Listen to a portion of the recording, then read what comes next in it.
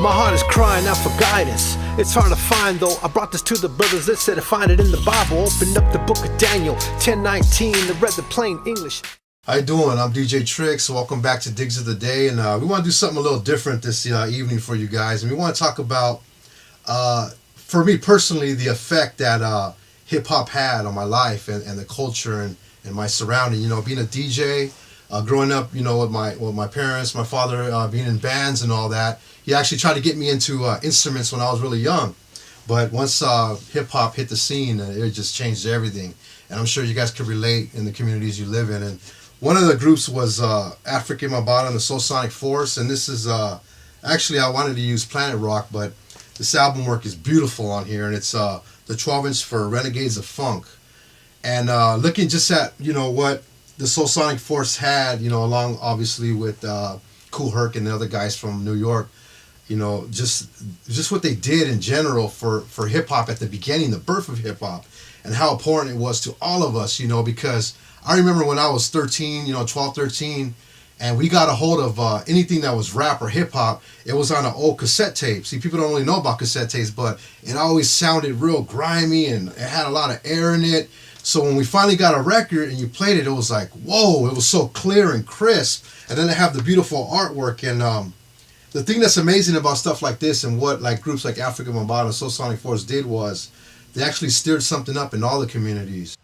So what we're going to do is we're going to go ahead and take a listen to some of these. The Renegades of Funk, African Mambata. Got the little proof of purchase things here. I don't know if the kids were cutting those off, but they actually got a music video for this, so make sure you check it out. And of course, every record's got an instrumental, but we're going to go ahead and play the vocal.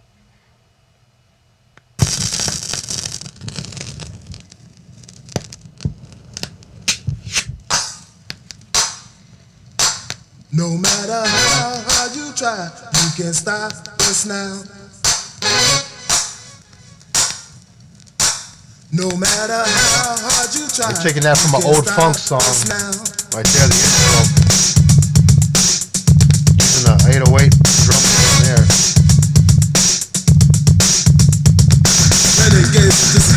Sounds really tribal too. This is the early sound of hip hop.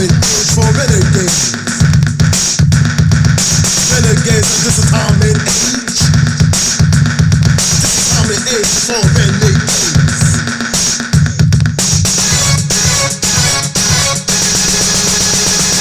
Prehistoric ages, in the days of ancient Greece, on down to the Middle Ages, planet Earth kept on the changes. To the Renaissance rings, times continue to change.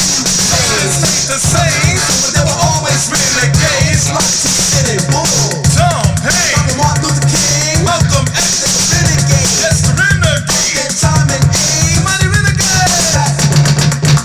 Now hand clap. The Renegade.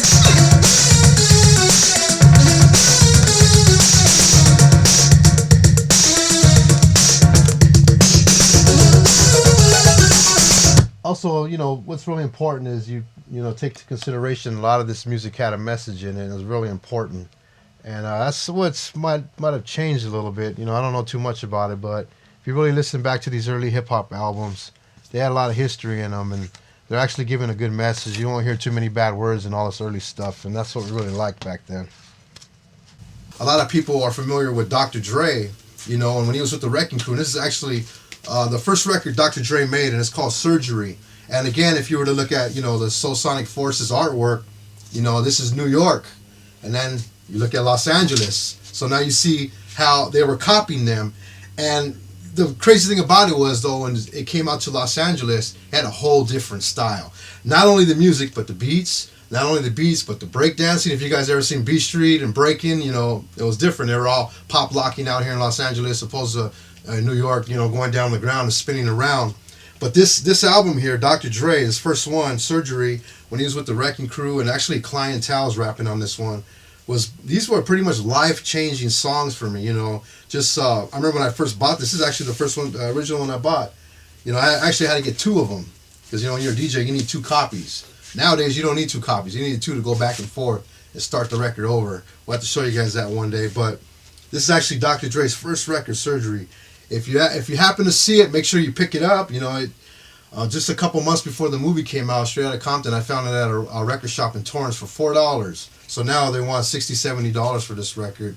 Again, Dr. Dre Surgery. Another one that was pretty unique. You look at the artwork there, and that's Dre there in the middle. It's a great album. I remember when it came out, they used to play it on KDAY, AM stereo. And like I was saying earlier, you know, you hear this early hip-hop stuff on the radio or on cassette, it always sounded horrible. So when you actually finally got the record, you're like, wow, it sounds so clean, you know. If your dad actually let you play the stereo in the living room, you know. But then they have their kind of landmark sound with the hard breathing and the up-tempo beats. So a lot of the early hip-hop was considered like electro funk music. And then you'll listen to what he says. The first thing he's talking about is equipment. Records, mixer, turntables, speakers. 7 days a week, he's on call to get the party people up off the wall. You'll feel motivated as he operates, cause party energy is what he generates. He'll prescribe for you his potent elixir, 2 turntable speakers and a mixer. He'll rock your party wherever you be, calling Dr. Dre to surgery.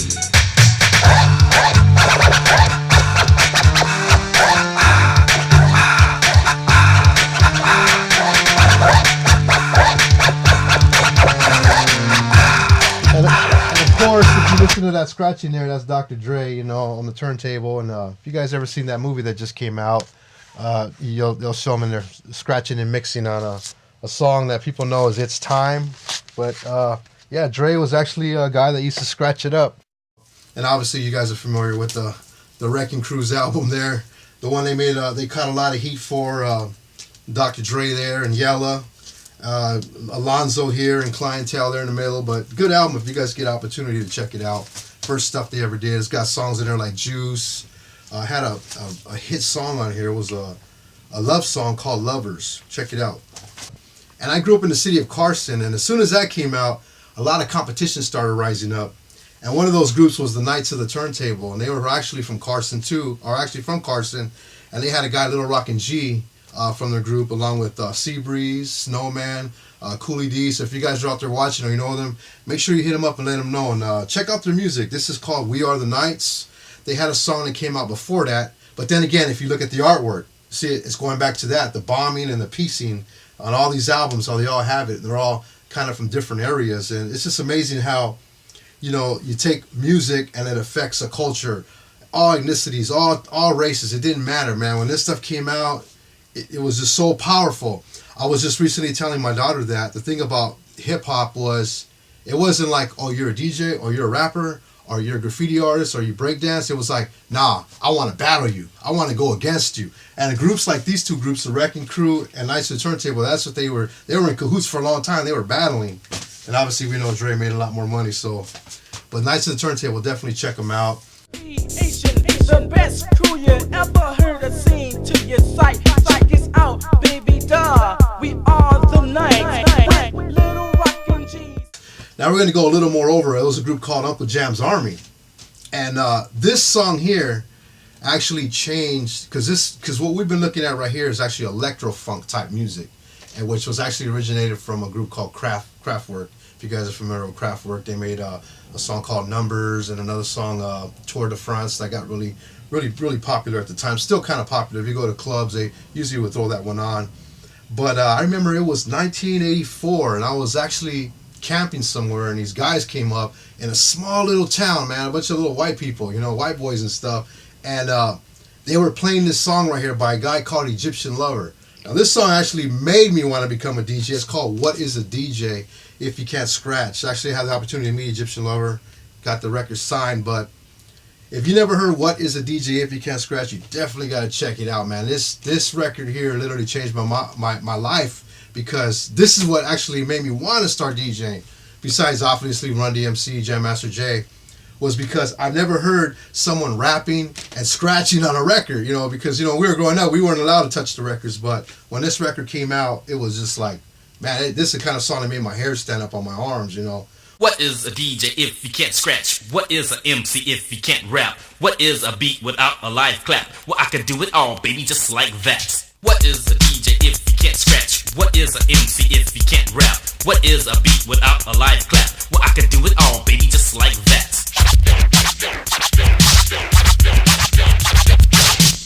Now we're gonna shift a little bit now back to the East Coast, and I was having a conversation online with some guys about who the first Christian rap artists were, and I mentioned some guys called Christian MCs from the city of Carson. These big old Samoan guys. I remember it was about 1985, and I was at this park, and they were rapping, and I was like, whoa, they had a little drum machine, a little white, like a rolling drum machine. And all I remember is at the end of his rap, he was like, I want to finish this rap by saying amen. I was like, man, these Samoan dudes look scary, but, I never really heard somebody sounding like Run DMC, but talking about Jesus. So we had this little thing going on Facebook, this Facebook Christian rap page, and everyone was putting all these gospel gangsters. People were saying all these different early Christian rap artists. And one guy came out and said this guy, MC Sweet, who I never heard of before. But this song is called Jesus Christ, the Gospel Beat. And actually, after he mentioned it, I had to go on Discogs and pick it up. And it's pretty cool, man, this song. Actually, when I heard it, I go, man, I'd love to sample that and recreate it somehow. But you guys got to check this out. It came out in 1982, so if I'm wrong, correct me. If this is not the first Christian rap song ever made, 1982, I think Rapper's Delight came out. I don't know if it's 81 or 79, around that time. It might have been 80.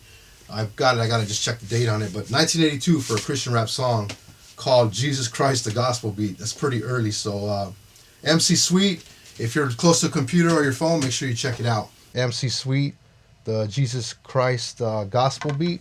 I'm going to give you guys a little tune of that. It kind of sounds like early Curtis Blow, maybe Rapper's Delight type stuff, Sugar Hill Gang. So hopefully this is the first ever gospel hip-hop artist. If it's not, please let us know. And this is how it sounded. Sisters and brethren, please lend me your ears, cause I got something that's dynamite that I want you to hear. It's that semi-new thing, that's going around. It's called rapping, or poetry to a rhythmatic sound. Now I don't want to outdo no other rap, competing with the world, I'm not about that. But I just want to say that we've got one, too, that I'm going to get ready to rap for you. I don't mind to getting up out of your seat and moving the lips to the gospel beat, but the main thing is to hear what I say. Jesus Christ, he's the only way. Jesus Christ entered into my life. He washed away all of my sins, gonna make me chilly nice. Come on in, y'all. That's right, entered into my life. He washed away all of my sins, gonna make me chilly nice. Praise him. That's right, hallelujah. Come on, y'all. Hallelujah. It's good to hear, just the positivity, man, in these old songs, and this guy not ashamed to represent the gospel like that. It's awesome. So please, if you got an opportunity, take a listen. I'm sure you can find it online. And also looking back at the early era of hip-hop, some of the ones that really just set the mark for rapping, obviously LL Cool J, Run DMC. For me, MC Shan played a significant role to me too. This is the Bridge album, Down by Law. Huge album right here as far as just what it had to do with hip-hop. This is actually the song, The Bridge, that actually sparked off KRS-One's career, they say, because they had the song The Bridge Is Over and South Bronx. And this guy, man, actually I had the opportunity to talk to him online, and it's just great what the internet does for you. And he was actually able to give me a shout out for a mixtape I made, man. I just want to say thanks to Shan for that. But this album really played a significant role in my life. It's a really good album.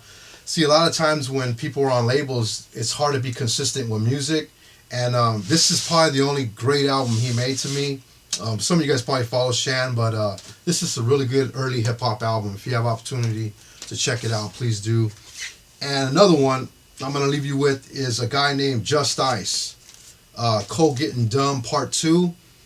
And to me, this was one of those rap records where it wasn't like Run DMC or Cool J or Beastie Boys. It was like a guy named Mantronix produced it. And this is one of those guys that was flipping all the words. And it's just like, wow. You gotta listen to this guy, man. You can tell by looking at it. He got the gold teeth before people even had gold teeth. You know, you gotta check it out. It's really, really good, man. And these are some of the guys when I was really first into hip hop. I was listening to Schoolie D, Just Ice, Shan, obviously Run DMC and all them guys. But even after the years went on and I started trying to produce music and stuff like that, these are the guys I would look back as far as their production, the way they did it, and how I always try to be a copycat of guys like this, man. If you get an opportunity, if you ever see this record, great record, kind of hard to come by. Again, I've got two of them, one cover, because when you're a DJ, you can even see the markings there, the lines. If you guys seen that new show that just came out on Netflix, it's slipping my mind right now, but he wanted them to find out what the lines meant, and so us DJs will mark them so we knew where they started. But a great album, man. Just Ice. Okay, we're going to take a look at the Just Ice, Cold Getting Dumb, and the thing that was unique about this album was the actual album. This is a 12-inch for you guys to know what that is. The actual album was called Back to the Old School, and then they released this one, which had the Cold Getting Dumb, and then it had a Cold Getting Dumb Part 2. So I was like, okay, so he made a Part 2. So I'll go ahead and play Part 1 for you, and the beats were really like abrupt. The way they sounded, it didn't sound like Run DMC or anything like that. It sounded kind of messy and had like a lot of air sound in them, and his lyrics were really low. Let me go ahead and let you guys get a hear of that. This is, I believe, 1985 on Fresh Records, Cold Getting Dumb, the original version. Oh yeah, I forgot. This is actually on 45, so it's played at a faster speed too. So that's kind of rare for a record to be played all the way fast. So gotta change the speed for that one. Cold Getting Dumb. Yeah. Alright, here we go once again. Thank you for more to the run. Service Just Ice. My man Trash providing a funky sound for your listening pleasure. So rock it hard till the break of dawn. All down to 1 a.m. Book my man DMX, the original was human beatbox. Yo, change the pace. Keep it on like this till the break of dawn. Show you how real MC Cole rocks the mic and get things right. It's like never the whack. So we're back. It's like this, dominant black and white and exact. So nice, very precise. It's just ice like this. Never no tricks. Just see it's just us. Mr. Mind. You can kind of tell the uniqueness in it, opposed to sounding like Peter Piper or My Adidas by Run DMC.